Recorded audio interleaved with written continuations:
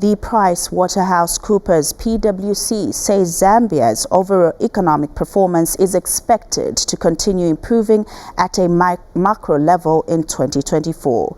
PwC senior country partner Andrew Chibuye says Zambia's determination to improve the economy in 2024 is dependent on, among others, the conclusion of the debt restructuring deal and resolving issues in the mining sector.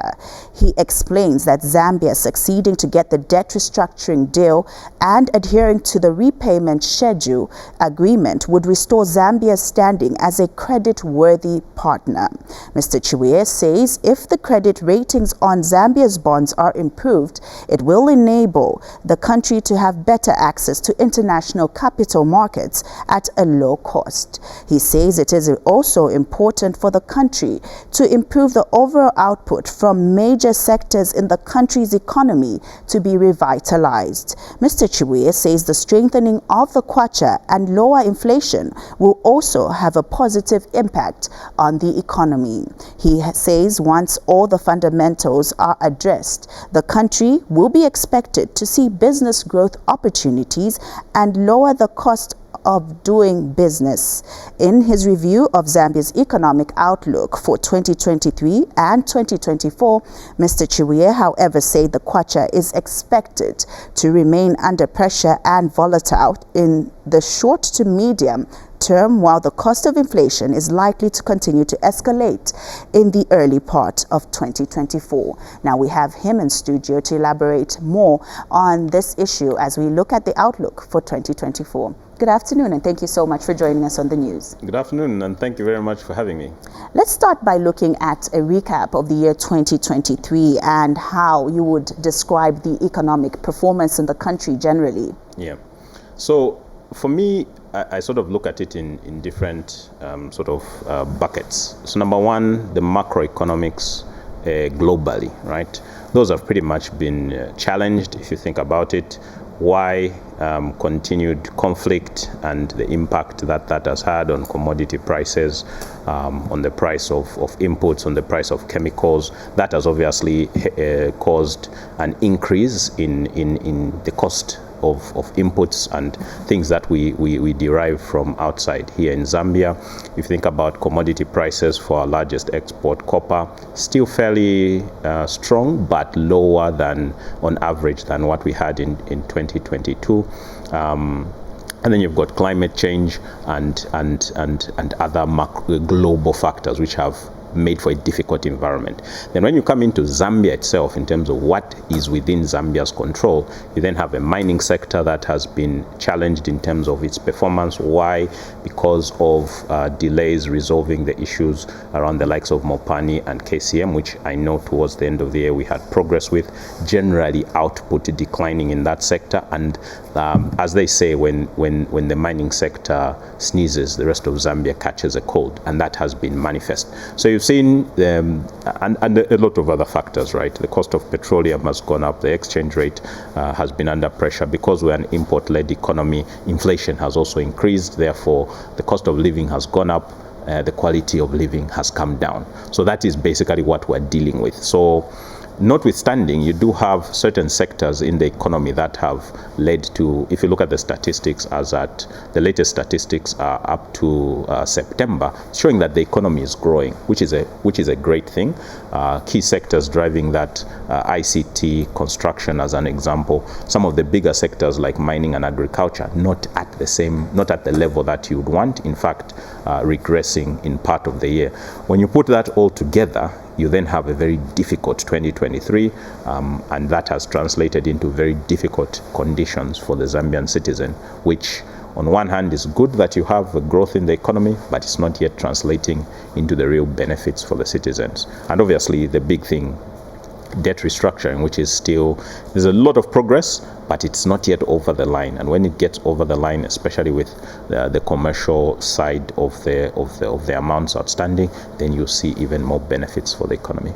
What measures do you think should be put in place, especially that we are alive to some of the challenges that we see, and as far as the economy is concerned, one of which is rising inflation. Another one is the local currency being under pressure. As we go into the year 2024, what will spell success in mitigating some of the challenges that were faced in 2023? You have to understand what's happening, right? It's all interlinked. The currency volatility, which is coming from the productivity of the mining sector and other sectors, including rising imports as the economy starts to recover, are all putting pressure on the currency. Because we are largely an importer, it's all putting pressure on inflation, which is basically the output, which is the cost of living. So the question is, what do you do in this equation? So the first step has to be stabilization. Okay, so how do we stop the currency from moving at the rate that it is? How do we start to rein in inflation to the targets that we sort of have? The central bank has already said it's unlikely in the short to medium term, but the first thing has to be to arrest the slide. How do you arrest the slide? Okay, in the short to medium term, there are measures to increase supply of foreign currency into the market. Those may provide some cushion, but the reality of the situation is that in the medium to long term, it's only through increased productivity in the economy that will actually see a sustained stabilization and perhaps a reduction in the cost of living, inflation, etc. How do you actually do that? Hopefully, as the mining sector starts to kick in, our expectation is that resolution of Mopani and KCM, as an example, are almost the low-hanging fruits that we have. But those will probably start to affect the microeconomies, the suppliers, the employees, the communities around the mines before you start to see an uptick in production, which ultimately affects the macros and then has this knock-on effect. I also think that in reality, cost reductions are a challenge. What is more realistic is probably improving the economy to an extent that individuals and businesses can generate additional or higher revenues to offset the costs on the other side. We all know it's very difficult for costs to come down. So what is important is for costs, or the rate at which costs are escalating, to be moderated, to allow incomes and revenues to catch up, because then you start to improve the quality of life.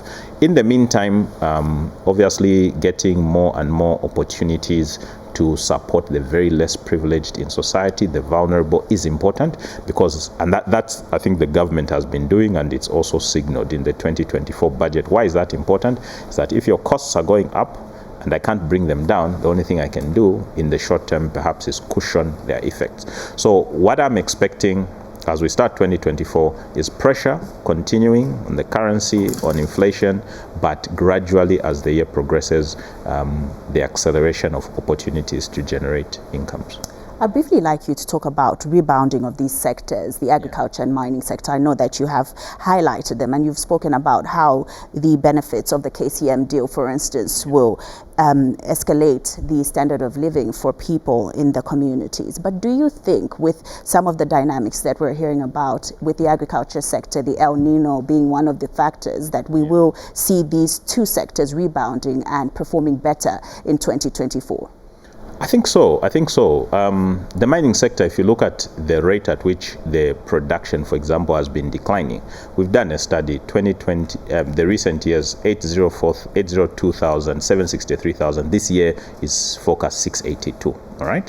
This is where we are. That is a fairly significant decline. However, the significant investment that's going into that sector, a lot of it meant to ramp up production at Zambia, some of Zambia's key assets. That's setting aside Mopani and KCM.